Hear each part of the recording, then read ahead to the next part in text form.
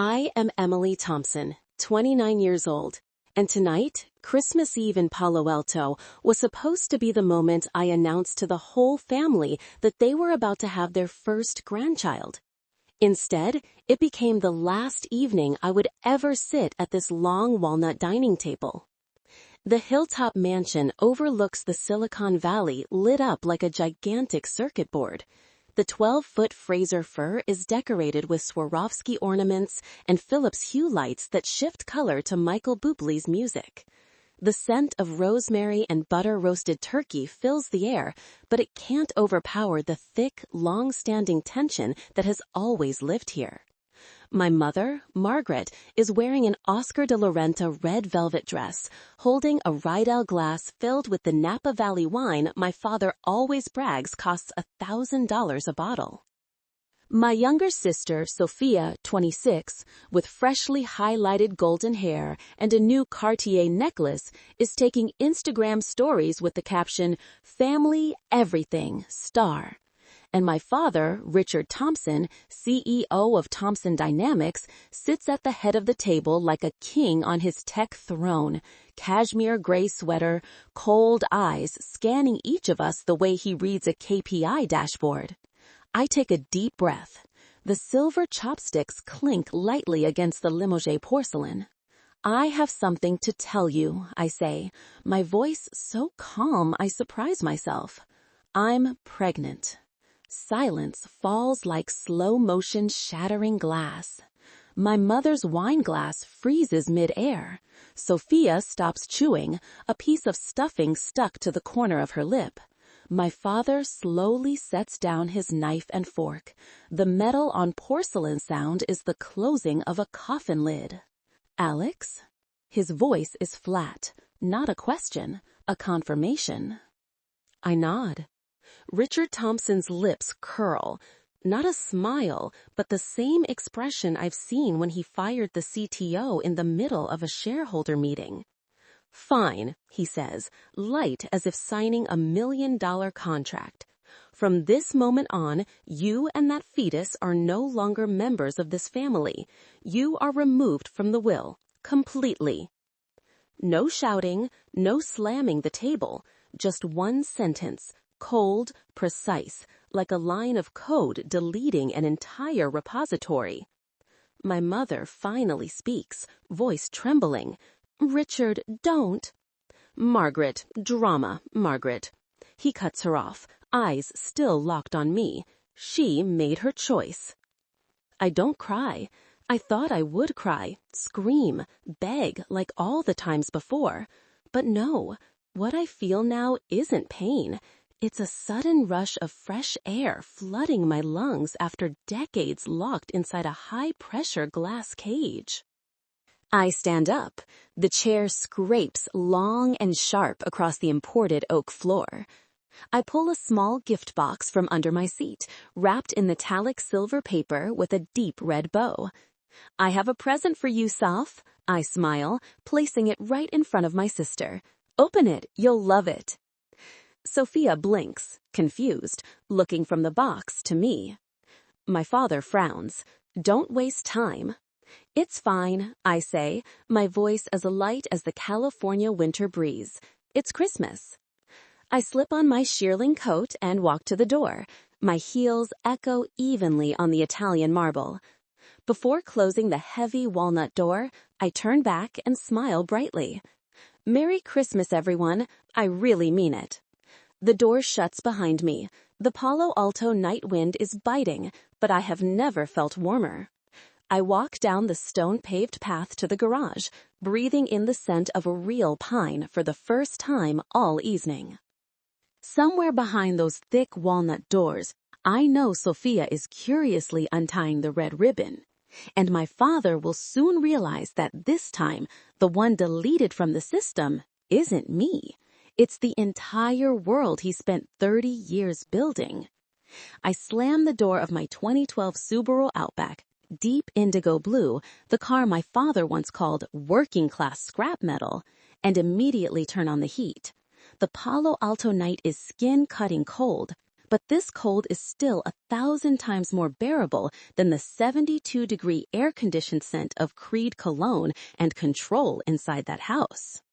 The radio automatically switches to K-Back, playing an acoustic version of All I Want for Christmas Is You by Michael Bublé. I burst out laughing in the middle of the empty hill road, laughing so hard I have to roll down the window to let the cold wind slap my face and wake me up. "Merry Christmas, little sister," I mutter, imagining Sophia's face when she unties that red bow. "Hope you like this gift more than last year's Birkin from Dad." The headlights sweep across the real Christmas trees the city put up along University Avenue, each one hung with hundreds of warm white lights. Out here, everything still sparkles, as if nothing happened.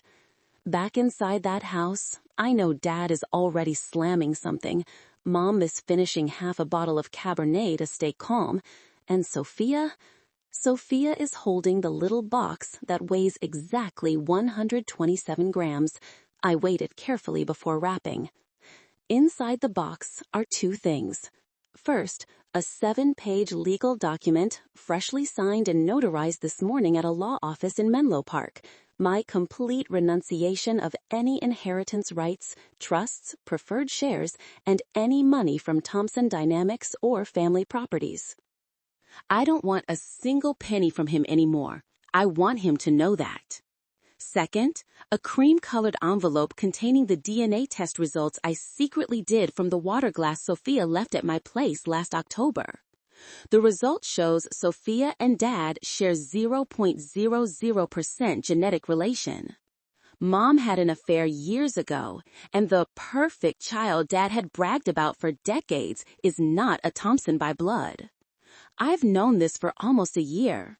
I stayed silent because I still hoped one day the family would change. But tonight, when Dad declared he would erase me simply because I dared to love a plumber and dared to have a child without his permission, I decided, if he wants to play the bloodline severance game, I'll play it to the end. I turn on the blinker and merge onto the 101 South towards San Jose. Every mile that passes lifts another layer of pressure from my chest. I roll the windows all the way down, letting the cold wind whip my hair, letting the smell of wood smoke and gingerbread from the houses along the freeway flood the car. I scream once, loud, on the empty highway. The wind swallows it instantly, but it still makes me cry from laughter. My phone vibrates non-stop in my bag. Definitely Mom.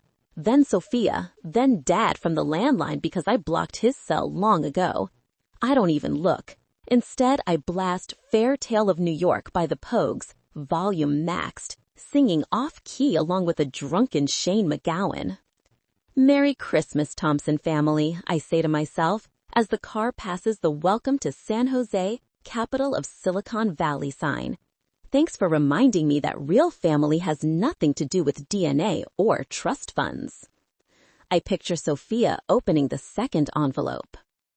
"Welcome to the world of the unchosen, little sister. We're the same now." I park under the old apartment complex in Willow Glen, where Alex is waiting with a tray of slightly burnt chocolate chip cookies and a $12 bottle of champagne from Trader Joe's. I turn off the engine and sit still for a moment, hands still on the wheel. The night wind carries the distant sound of church bells. I smile, this time a real smile.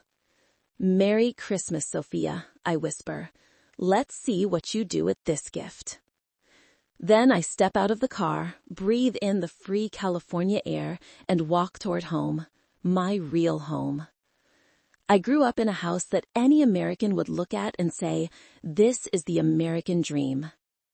A Tuscan-style mansion on the Palo Alto hills, 5,000 square feet, floor-to-ceiling glass, with a direct view down onto the Silicon Valley glowing like a giant motherboard. Saltwater infinity pool, a garage housing 2 Teslas and a Ferrari 488 that Dad only drives to charity galas. Every morning the neighbor's drone flies past taking sunrise photos for LinkedIn captions. Another day in paradise. And we, the Thompson family, were the model every Bay Area startup founder dreamed of. Dad, the tech legend, Mom, the former lawyer turned philanthropist, 2 daughters beautiful as Silicon Valley dolls. From the outside, we were perfect. From the inside, we were a corporation in which the majority shareholder, Richard Thompson, owned 100% voting rights. I still remember the morning when I was 12. I had just won first place in the state science fair with my solar-powered water filter project. I ran into the kitchen, certificate in hand, eyes shining. Dad was drinking cold brew from a Yeti tumbler, eyes glued to the Bloomberg terminal. "I got first place," I shouted. He looked up, glanced at the certificate for less than 2 seconds. "Good," he said. "Next time aim for nationals. State level is just a participation trophy." Mom stood by the $6,000 La Marzocco espresso machine, giving me a strained smile, then quietly placed an extra Mickey Mouse-shaped pancake on my plate, as if sugar and butter could make up for what he'd just said. That was the first time I understood. In this house, there is no good. There is only not good enough. My father, Richard Thompson, is the man who started in a garage in Mountain View in 1998 with $3,000 in savings and an idea for data management software. 25 years later, Thompson Dynamics is on NASDAQ, $12 billion market cap, and he's on the cover of Forbes titled The Quiet King of Cloud Infrastructure. He tells that story at every TEDx, every fundraiser, every charity dinner at the Computer History Museum, voice even faux humble, but eyes blazing with pride. He calls it the American self-made story. I call it a weapon. Because in this house, self-made doesn't mean freedom. It means you have to make yourself worthy of the name Thompson. My mother, Margaret, was once a law firm partner in San Francisco. After Sophia was born, she gave it all up to become the perfect image keeper, organizing STEM scholarship galas for girls, appearing in Vogue as Power Mom of Silicon Valley, smiling radiantly beside Dad in every photo. But I remember the nights she sat alone in her walk-in closet with a third glass of wine, eyes red, whispering to me, "I traded everything to keep this family looking beautiful, Emily." Sophia, my little sister, is the masterpiece of the system. She went to Stanford because the family stays close, majored in communication to support the family brand, and has never paid a single bill in her life. Dad pays for her 1-bedroom in Soma, pays her Amex Black Card, and praises her every time she posts an event photo with #ThompsonLegacy. Sophia never has to try. She just has to exist in the right place, at the right time, in the right way Dad wants. And I was the responsible older daughter. I paid my own UC Berkeley tuition with scholarships and coffee shop jobs. I refused the trust fund Dad wanted to set up because I didn't want to be controlled. I work in startup marketing, bought my little San Jose condo with my own salary and an FHA loan. I did everything according to the pull yourself up by your bootstraps gospel Dad preaches from the TED stage. But in his eyes, I'm still a failure. Because I don't work at Thompson Dynamics? Because I didn't marry a Google engineer? Because I dared to live a life that wasn't in the 10-year slide deck he drew for me when I was still wearing a white dress for kindergarten graduation photos? That Palo Alto mansion with its infinity pool and million-dollar view was really a pressure factory disguised with low-E glass and restoration hardware furniture.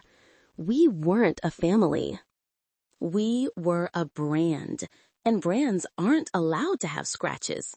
I lived 30 years inside that glass cage trying to become the perfect version he wanted, until tonight when he declared me erased from the will simply because I dared to love someone without a Stanford degree and dared to have a child without permission. For the first time in my life, I realized the American dream my father sold to the world is just another startup, and I just fully exited it. My father, Richard Thompson, is not an ordinary man. He is an icon, at least in the Bay Area tech world. 6'1", salt and pepper hair neatly trimmed, Always in Hugo Boss polos and chinos, he walks into any room like a Shark Tank investor stepping onto the stage, sharp eyes scanning everything, evaluating, analyzing, ready to invest or pass in a split second. He doesn't smile much unless he's signing a deal or appearing on CNBC. With family, that smile usually comes with an American morality lesson. Self-reliance is the key, but only if you do it Dad's way. His journey is a legend he retells like a personal TED Talk. Born in a small town on the shores of Lake Michigan, Dad grew up poor. His father, a Ford factory worker laid off in the 80s recession, his mother working 3 shifts at a diner to feed 4 kids. He loves to say, "I started from zero. No scholarships, no connections. Just a Commodore 64 and grit." At 20, he moved to California with $500 in his pocket, freelanced code for early garage startups in Palo Alto. In 1998, he founded Thompson Dynamics from a rented garage, writing the first cloud storage code. 25 years later, the company is public, he's a billionaire, and that story became the legacy he forces us to protect like a perfect algorithm. I remember one evening when I was 16, after I was eliminated from the debate team for lack of decisiveness, Dad called me into his office, a grass box with an 8K screen showing real-time stock charts, walls lined with photos of him shaking hands with Zuckerberg and Musk. He sat behind the walnut desk, remote in hand controlling the automated blinds, voice low like he was pitching a deck. "Emily, do you know how I started? In a damp garage, coding until I collapsed, eating instant noodles for 3 months to save money. That's self-reliance. The American dream isn't luck, it's control. You lost the debate because you didn't control the game. Next time, remember, win or die." I nodded, swallowed my tears, and left feeling like I'd just been debugged. That wasn't advice, that was a command. But behind the self-made billionaire facade is a deep fear he never admits, fear of losing control. His impoverished past is etched into him like an unfixable system bug. He talks about the nights his father came home drunk, smashing furniture because he lost his job, his mother crying quietly in the kitchen. "I will never let my family go through that," he once said at a dinner, voice trembling slightly before he hit it with another pour of wine. That's why he controls everything. From tech stocks, his mood changes with the market. Green NASDAQ, he's pleasant. Red NASDAQ, we all get performance reviewed. To his children's lives, he's terrified that if he lets go, everything will collapse like the Ford plant. That makes him more complex than he seems. He's not a villain. He truly believes control is love. He donates millions to STEM scholarships, gives TED Talks titled Empowering the Next Generation Through Discipline, and even cries watching The Pursuit of Happiness because it reminds him of childhood. But to us, that love is shackles. He forced me to learn to code at 8 because the Thompson legacy is technology. When I chose marketing instead of computer science, he was silent for a week, then sent a 3-page email with failure rate statistics for non-technical marketers. With Sophia, he spoils her to keep her close, but it's another form of control, turning her into a mini version of himself who never has to face the real world he once did. Once, when I was 22, after I turned down an internship at his company to work at a tiny startup, he called me into his office at midnight. "You think you're self-reliant? That's stupidity. I lost everything once, family torn apart by poverty. I built this empire so you never have to suffer that. But you insist on going your own way? Fine, but don't expect me to save you when you fall." I left the room aching, but also with the seed of rebellion. He couldn't see that his fear was repeating the past, locking us in a gilded prison where freedom is traded for legacy. Richard Thompson is a complicated man, hero to the world, but to me, a brilliant programmer who wrote the code of our lives. And now, I've decided to fork my own branch. My mother, Margaret Thompson, was once a partner at San Francisco's biggest law firm. When I was 8, she left it all behind, the corner office with a view of the Golden Gate, million-dollar cases, thick embossed business cards. She said it was a choice for family. I only understood later, it wasn't a choice, it was surrender. Now, Margaret is the perfect Silicon Valley trophy wife. Bob-cut blonde hair dyed at the most exclusive Palo Alto salon. Hermes Kelly bags that change with the seasons. A smile practiced in the mirror every morning to be warm enough for photos with other billionaire wives at Stanford Children's Hospital galas. She hosts charity brunches, chairs the Key School Parents Association, and always appears on time in every LinkedIn photo Dad posts with the caption, "Couldn't do it without this woman." But at home, she is only a silent silhouette moving between the sub-zero kitchen and the private Peloton room. I once caught her at 15, sitting in her closet among hundreds of Louboutins organized by color, drinking Pinot Grigio straight from the bottle. She looked at me, eyes red. "Never let a man decide who you are, Emily. I did, and now I'm no one." Before I could answer, she wiped her tears, stood up, fixed her dress, and went downstairs to greet guests as if nothing had happened. From that day, I understood Mom isn't weak. She just chose silence to keep whatever scraps of status she had left. Afraid of losing the house, afraid of losing her country club friends, afraid the other wives would whisper, "Heard Margaret got dumped." And Sophia, my sister, is the masterpiece of this system. Sophia never has to try. She graduated Stanford in communications with a GPA just high enough not to get her credit card cut off.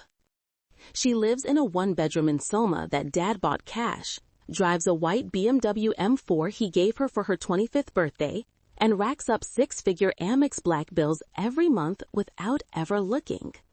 Dad praises her for understanding family values, for staying close to take care of us. In reality, Sophia is the favorite because she never challenges. But between us, there has always been an undercurrent called jealousy. Sophia is jealous of my freedom, though she'd never admit it. I'm jealous of her carefree life, though I know the price is her soul. Last year, Sophia visited my little San Jose apartment. She stepped in, looked around the 80-square-foot kitchen, the fridge full of Trader Joe's food, and smirked. "God, how do you live like a broke college student? Dad offers you money and you refuse. Now you slave away for that garbage startup? You really love playing the working-class hero, huh?" I smiled, poured her a $20 bottle of wine. "At least I know the money in my pocket is mine, Soph. Are you sure about yours?" Sophia froze, then laughed loudly, but I saw the corner of her eye twitch. "Don't preach. You're independent, you're proud, but in the end, you're still alone. Me? I have Dad, the house, everything. Who's winning?" I didn't answer, because in this war, no one wins. Sophia always uses sarcasm to hide her insecurity. She knows I don't need Dad, and that terrifies her. She's afraid one day Dad will realize the perfect child is the one who needs him most. So she mocks me every time I refuse allowance, every time I pay my own mortgage, every time I turn down first-class tickets home for Thanksgiving. "You love suffering," she says, but I hear the envy in her voice. Envy because I have something she never will, the ability to leave. Mom and Sophia, two extremes of the same prison. Mom chose to stay and lost herself.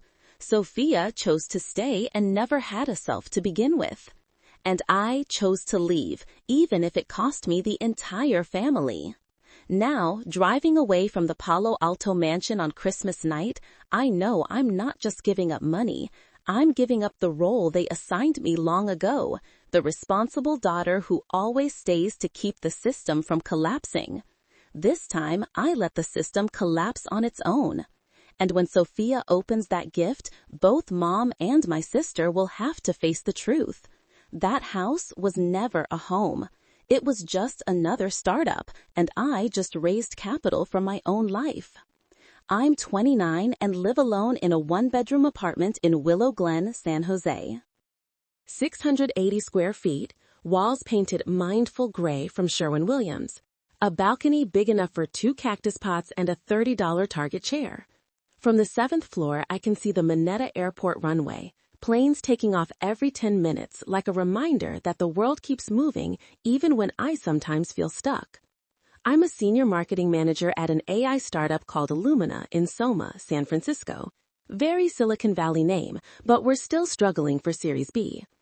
I commute on Caltrain, standing squeezed between sleepy engineers and mothers with babies on the way to daycare. My boss, Laura Chen, is the first woman I've met who never has to prove anything. Laura judges work by metrics and results, not by whether I have family photos on my desk. For the first time in my life, I'm paid for competence, not for making Dad proud. But even after moving out at 23, I wasn't really free. Every Friday, Dad texts, "Golf tomorrow? Sandhill Country Club. A few partners want to meet you." I decline. He goes silent for a week, then sends the Sunday 6 p.m. family Zoom link. On screen, he sits at the head of the long dining table. Mom on his right, Sophia on his left, me in a tiny corner from my San Jose apartment with an IKEA print in the background. He asks about work, but really he's auditing. Has that startup found a path to profitability yet? Are you sure you're not wasting time? I answer briefly. He nods, then praises Sophia for being invited to be an ambassador for a new collagen water brand. I turn off the camera and sit in the dark, feeling like I've just been 360 reviewed by my own family. I was exhausted, not from deadlines or OKRs, but from constantly having to earn my place, earn respect, earn the right to be loved, earn the right to exist without permission.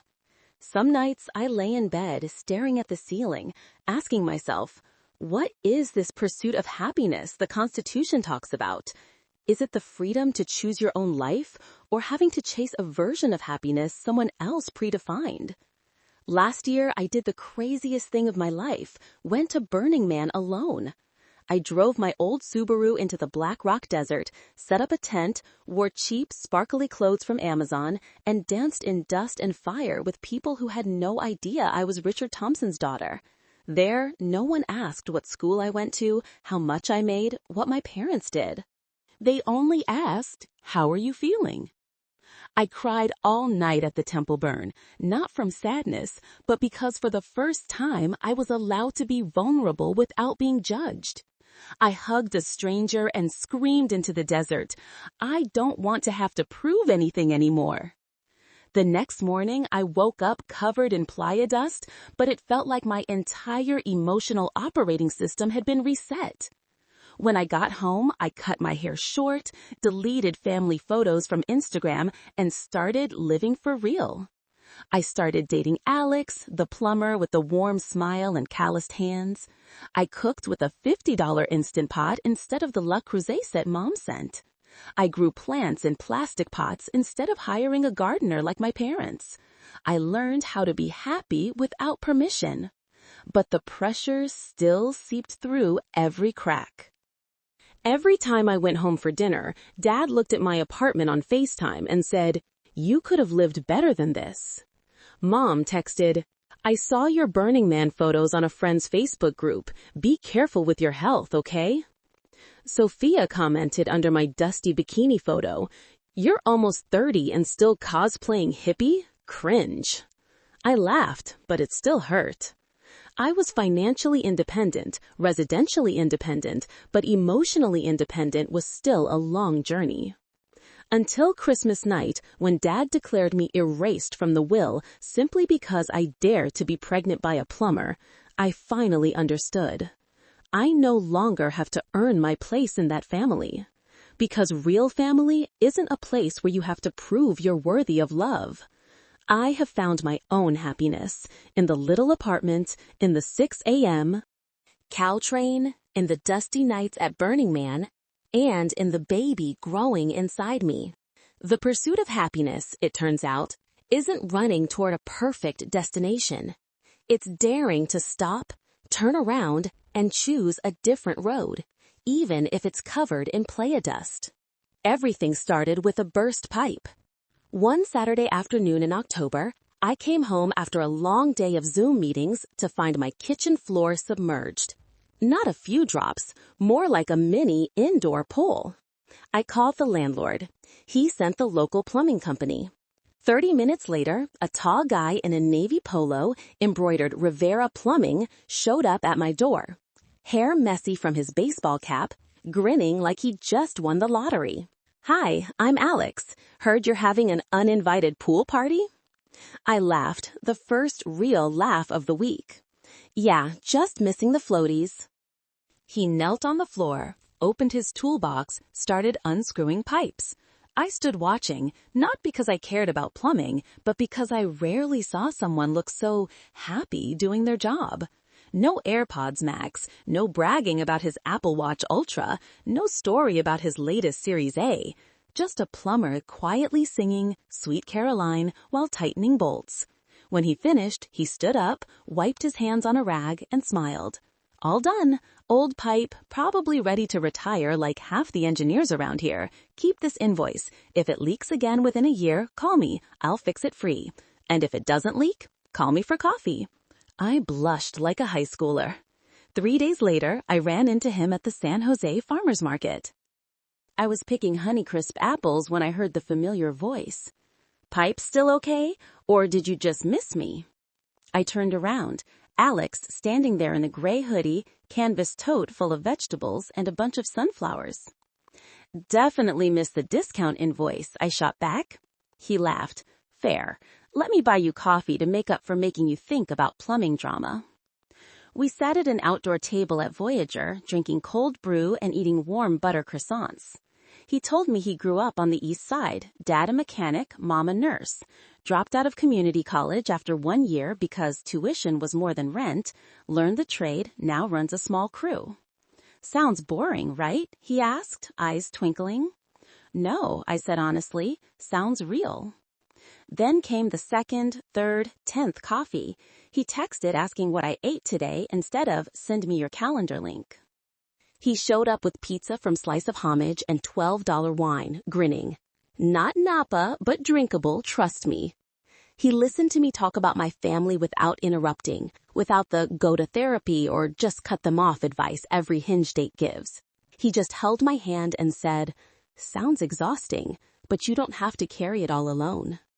I was used to men who opened with, "I'm a product manager at Google," or "I just exited my second startup." They swiped right because my profile had gala photos with dad, then ghosted when they learned I had no plans to join Thompson Dynamics. Alex didn't swipe anything. He just happened to fix my pipe and decided to stay.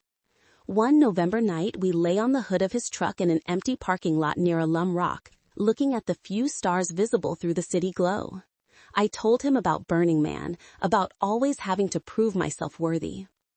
He was quiet for a long time, then said, "I have nothing to prove to you, Emily. I just have these 2 hands, a toolbox, and a lot of free Friday nights. If you want me, I'm here. No conditions, no KPIs." I turned and kissed him in the San Jose cold. No soundtrack, no Valencia filter, no caption #blessed. Just 2 ordinary people, an old truck, and a sky of dim stars. With Alex, I never have to earn love. I just have to be me, the dusty, messy-haired version without Hermes Box or LinkedIn Premium. And for the first time in my life, I felt enough. The fateful Sunday dinner happened at the end of November, a rare night the whole family was together. The 10-foot walnut table, diptyque figuier candles flickering, Mom had made Gordon Ramsay's beef Wellington from her masterclass. I only planned to mention the pipe incident in passing to answer Mom's "How's the apartment?" "It's fine now. A plumber named Alex fixed it fast and charged fairly." The air suddenly dropped like someone unplugged the background music. Dad set down his knife and fork. The silver on Hermes clink was ice cold. Alex, he repeated, tasting a foreign word. Last name? Rivera. Company? He runs a small crew on the east side. Dad raised an eyebrow, the wrinkle between his brows deepening. East side? Education? I smiled lightly. Trade school after dropping community college. 3 seconds of silence, long enough for the entire world to know he had already valued Alex's entire human worth. Mom jumped in, voice sweet but trembling. Sounds reliable, honey, but are you sure he can provide for you? I'm just worried. Sophia, across from me, was theatrically slow cutting her beef, finally looked up, lips curling into the smirk I knew too well. You found a plumber boyfriend? She dragged out the word plumber like it was a disease. Wow, major downgrade. I thought you only liked product managers in Uniqlo hoodies. I shrugged. He doesn't own a Uniqlo hoodie. He has a polo with his Pantamo logo. Cute. Sophia snorted. Cute. Sure, I don't understand the cute of having to call your boyfriend at 3 a.m. because the toilet's clogged. But hey, if you like survival mode, go off. Dad set down his wine glass, voice low like announcing layoffs. Emily, I'm not forbidding you to date, but you have to understand, people will judge you, and this family, by the person next to you. A plumber won't open any doors on Sand Hill Road. Do you want to be stuck in a $2,200 rented apartment in San Jose forever? I looked him straight in the eye for the first time without lowering my gaze. I don't need Sand Hill doors, Dad. I just need to come home without feeling crushed. Mom inhaled sharply, clutching her napkin. Sophia stopped smirking, eyes flicking to me, then down to her plate. The first time I ever saw her truly unsettled, because she understood, better than anyone, that Alex gave me something she never had, someone who loved me without needing me to be a Thompson. Dad concluded coldly, you want to play the independence game? Play it, but don't expect my support when you drag yourself to the bottom of society. I stood, placed my napkin on the table, and smiled gently. Thank you for dinner. I'm full. As I walked out, I heard Sophia whisper to Mom, soft but audible. She seems genuinely happy. Why does that make me so uncomfortable? I didn't turn back. But inside I knew. The seed of envy had just been planted in my perfect little sister's heart. And in just a few weeks, it would bloom into something far more painful than sarcasm. The inspection dinner happened on a Friday night in mid-December. Dad sent a CEO-style text. 7 p.m. Friday. Bring your boyfriend to dinner. Don't be late. I knew it wasn't an invitation. It was a job interview the candidate never applied for.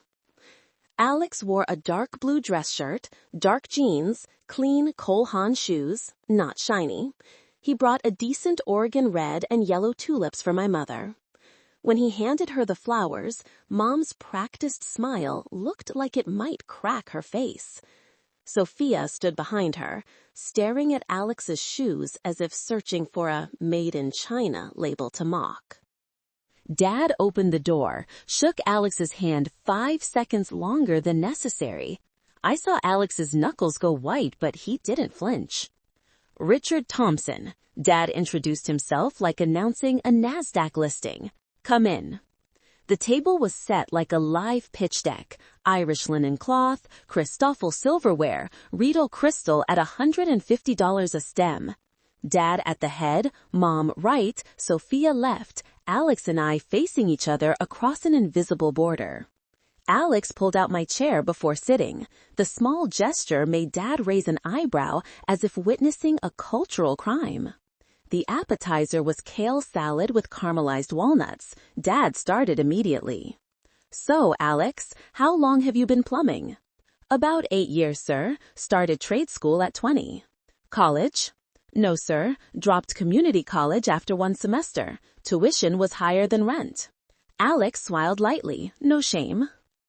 Dad nodded, the nod that means failure. In this country, Dad said, voice even like a CNBC lecture, everyone has a chance to bootstrap. I started in a garage with $3,000 and an old Dell laptop. No degree, no connections, just hard work and vision. Do you have a vision for the future, or just plan to fix pipes until you're 50? Alex set down his fork, looked Dad straight in the eye, voice calm, but I heard the tiny crack inside. I have a vision, sir. I want to grow my own company, hire more guys, pay them living wages and health insurance. I want my future kids to not have to choose between college and feeding their family. That's my vision. Maybe not Shark Tank material, but it's real. Sophia snorted loudly. Mom kicked her under the table. Dad's lips curled. Admirable. But you have to understand, when you're with my daughter, you don't just represent yourself. You represent this entire family, and this family wasn't built with wrenches and drain snakes. I saw Alex's shoulders stiffen. He kept smiling, but the smile no longer reached his eyes. For the rest of the meal, Dad continued, average California plumber income, 401k plans. Would you be proud if your kids said their dad fixes toilets? Every question wrapped in a veneer of concern for Emily's future. Alex answered each one calmly, never snapping, but I knew he was counting the seconds until he could leave. When the tiramisu arrived, Dad stood and signaled me to follow him to his office. Door closed, no preamble. He's not worthy, Emily. Not personal. He seems like a decent guy, but he's not our level. You think he can provide for you, for your children when I'm gone? This is the moment to think about legacy. Thompson is not a name to attach to a plumber. I looked at him, for the first time, feeling not fear, but pity. Dad, you always talk about the American bootstrap myth, that anyone can rise with effort. But when someone actually does it, just not on your script, you call them unworthy. You don't want me happy. You want me to be a bullet point in your pitch deck. He stiffened, eyes flashing anger. You're insulting everything I built. No, I said softly. I'm just refusing to keep living inside it. I opened the door and walked out. Alex was waiting in the hallway, putting my coat on me, hands still trembling slightly. He said nothing, just held my hand tight. When we reached the car, he finally whispered, voice hoarse. I'm okay, really. Just didn't expect to be treated like defective merchandise. I hugged him in the Palo Alto cold, tears finally falling. Not for Dad, but because Alex still chose to stay after being humiliated. I'm sorry. Don't, he said, kissing my hair. I'm proud I got to sit at the same table as you. Even if he thinks I'm unworthy, I still feel like the luckiest man alive. That night on the drive back to San Jose, I realized clearer than ever. Dad can't control me anymore. He can only control his own fear. And I chose the man brave enough to face that fear with a smile instead of turning it into a weapon. I found out I was pregnant on a Tuesday morning at the end of November. The test showed 2 lines so dark I didn't need to hold it to the light. I sat on the bathroom floor, hands shaking, not from fear, but from a strange sensation, like someone had opened a trapdoor beneath me, and instead of falling into the abyss, I fell straight into freedom.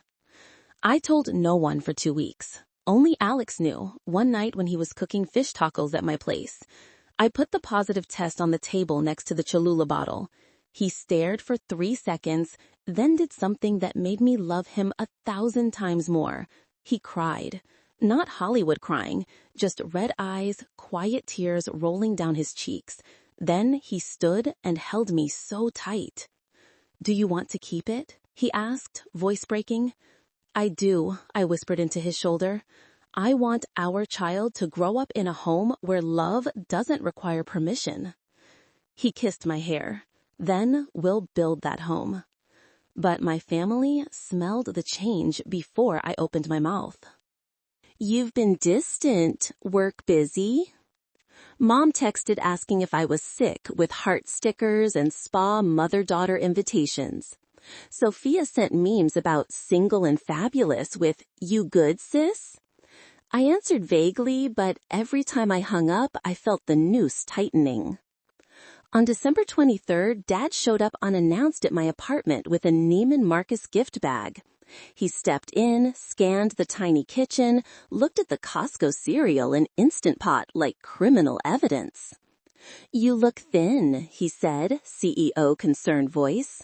"I hear you're tired a lot. If something's wrong, tell me." I just smiled. "I'm fine." He stared 3 extra seconds, eyes running facial recognition, then left with a final, "Come for Christmas. We all miss you."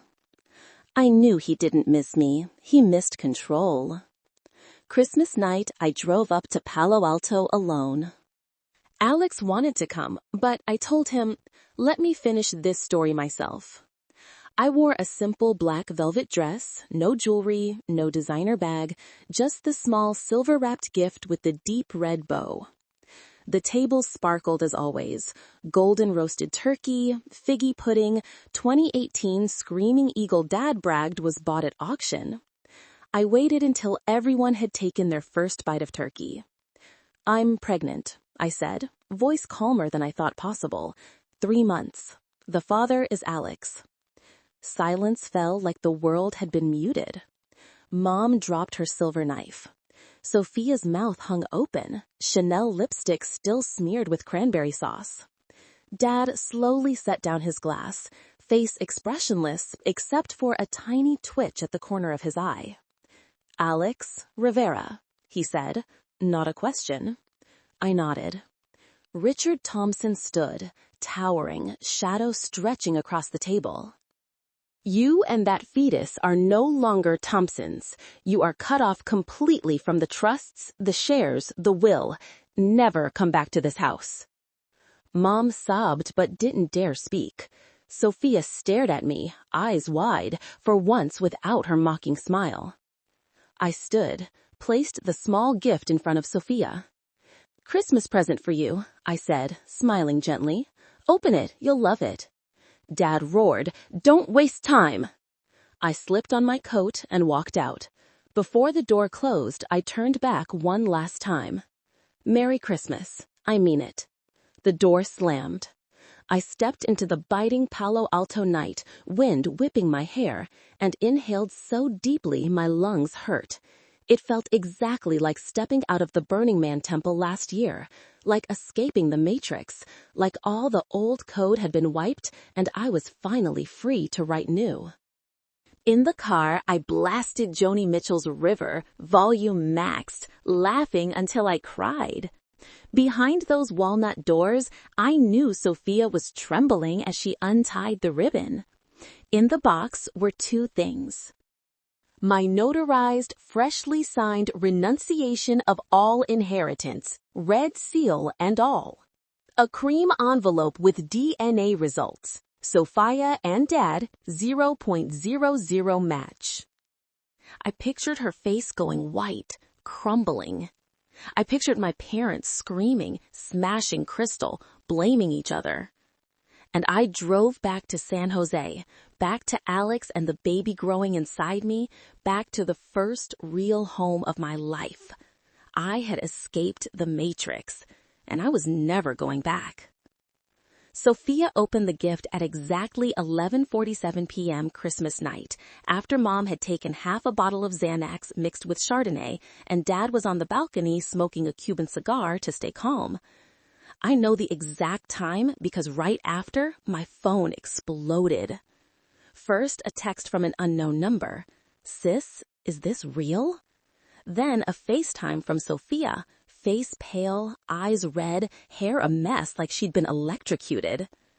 "Tell me this is a joke," she screamed, voice breaking. "This DNA result?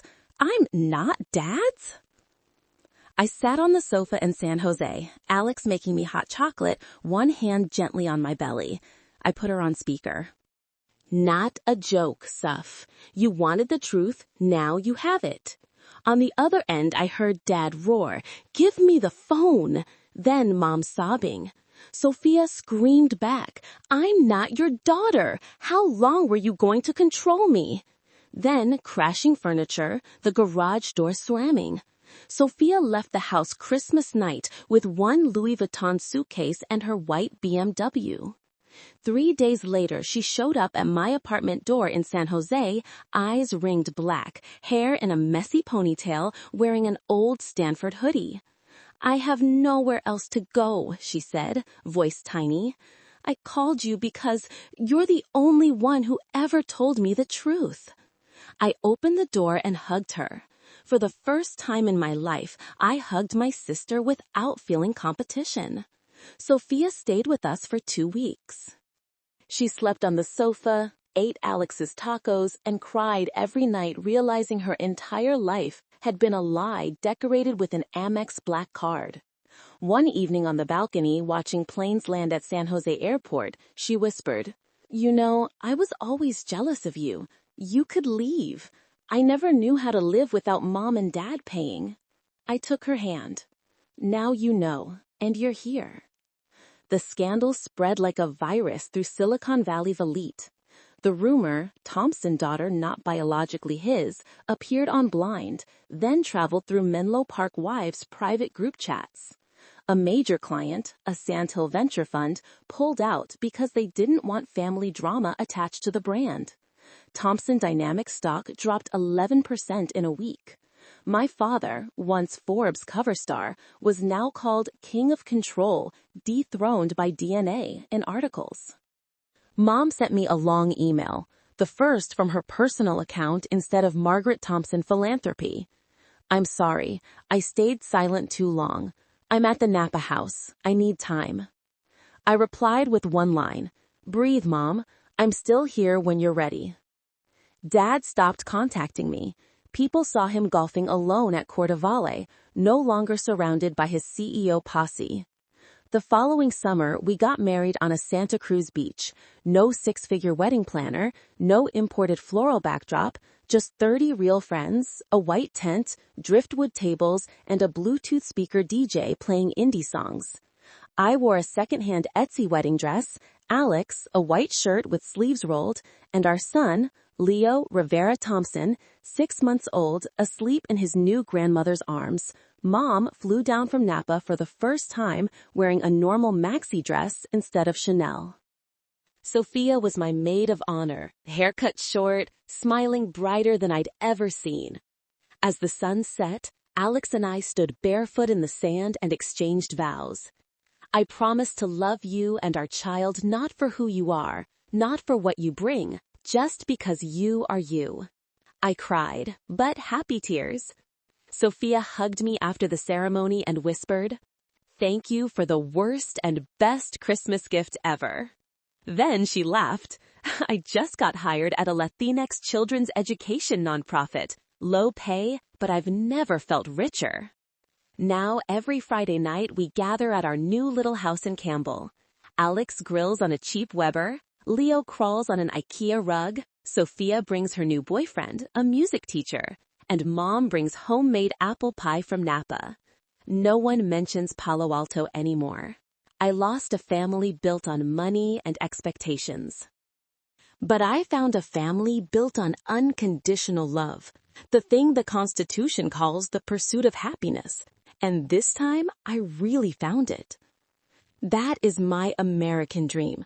Not the mansion on the hill, not NASDAQ stock, but my son's laughter, my husband's arms, and the little sister who finally learned to stand on her own 2 feet. Family is not blood or legacy. Family is the people who choose to stay even when you have nothing left but yourself. And I have everything.